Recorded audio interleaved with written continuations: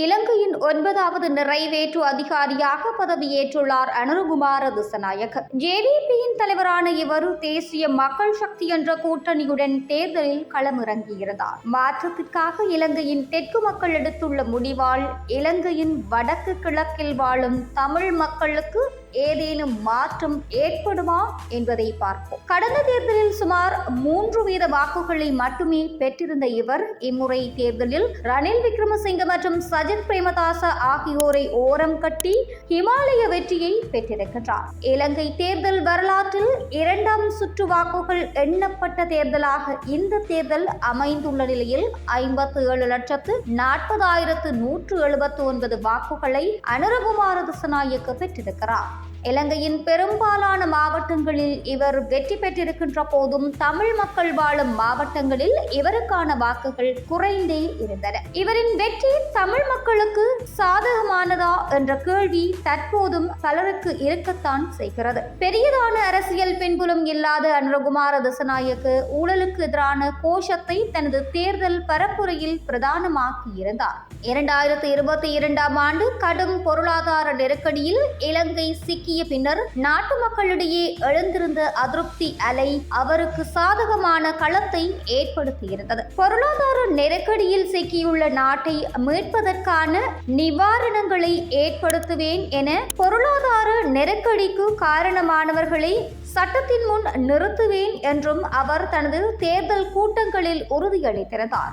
நெருக்கடிக்குள் சிக்கியிருக்கும் இலங்கையில் மாற்றத்தை ஏற்படுத்தும் நபராக தன்னை முன்னிறுத்திக் கொண்டார். அனுராதபுரத்தைச் சேர்ந்த 56 வயதான அனுரகுமார திசாநாயக்க கழனி பல்கலைக்கழகத்தில் அறிவியல் பட்டம் பெற்றிருக்கிறார். சாதாரண குடும்பத்தைச் சேர்ந்த இவர் கல்லூரி நாட்களிலே அரசியலில் ஈடுபட ஆரம்பித்தார். 1995ஆம் ஆண்டில் சோசலிச மாணவர் சங்கத்தின் தேசிய ஒருங்கிணைப்பாளரான அனுரகுமார பின்னர் ஜேவிபியின் மத்திய செயற்குழு உறுப்பினரானார். 2000ஆம் ஆண்டு நாடாளுமன்ற உறுப்பினரான இவருக்கு 14 ஆண்டுகள் கழித்து கட்சியின் தலைமை பொறுப்பு வழங்கப்பட்டது. தற்போது இலங்கையின் முக்கியமான தருணத்தில் ஜனாதிபதியாக பதவியேற்றிருக்கின்றார். பல்வேறு நெருக்கடிகளை இலங்கை எதிர்கொண்டிருக்கும் நிலையில் ஜனாதிபதியாக தெரிவாகியுள்ள அனுரகுமாரவிற்கு பல சவால்கள் காத்திருக்கின்றன.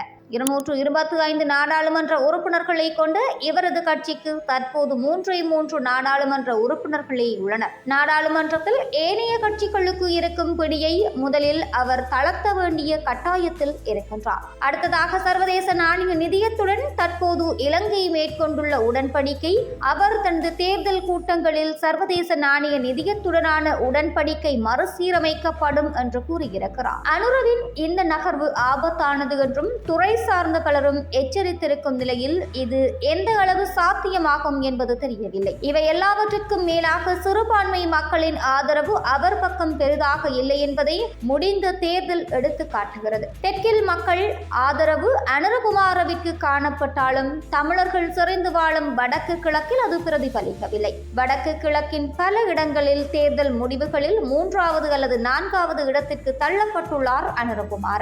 இந்த நிலையில் இலங்கையின் சிறுபான்மை மக்களான தமிழ் மற்றும் முஸ்லிம் மக்களின் பிரச்சினைகளை அவர் எவ்வாறு கையாள்வார் என்ற கேள்வி எழுந்திருக்கிறது. அனுரகுமார திசாநாயக்கவை பிரதிநிதித்துவப்படுத்தும் ஜேவிபி எனப்படும் மக்கள் விடுதலை முன்னணி தமிழ் மக்களுக்கு எதிரான போக்குடையது என்றே கடந்த காலங்களில் அடையாளப்படுத்தப்பட்டிருக்கிறது. இவரது கட்சியான மக்கள் விடுதலை முன்னணி உயர் நீதிமன்றத்தில் தாக்கல் செய்த வழக்கு தமிழ் மக்களின் தாயகமான ஒன்றிணைந்த வடக்கு கிழக்கு தனித்தனி மாகாணங்களாக பிரிக்கப்படுவதற்கு காரணமாக இருந்தது. தமிழீழ விடுதலை புலிகளுக்கும் இலங்கை இராணுவத்தினருக்கும் போர் நடந்த காலப்பகுதியில் அனுரகுமார திசாநாயக்க அப்போதைய ஜனாதிபதி மஹிந்த ராஜபக்ஷவிற்கு ஆதரவான நிலைப்பாட்டிலேயே இருந்திருந்தார். அரசமைப்பின் 13வது திருத்தத்தை நடைமுறைப்படுத்துவதிலும் அவர் எதிரான மனப்போக்கையை வெளிப்படுத்தியிருந்தார். இந்த பின்னணியில் தற்போது ஜனாதிபதியாக தெரிவு செய்யப்பட்டுள்ள அனுரகுமார திசாநாயக்க தமிழ் மக்கள் விடயத்தில் எவ்வாறு செயற்படுவார் என்பதில்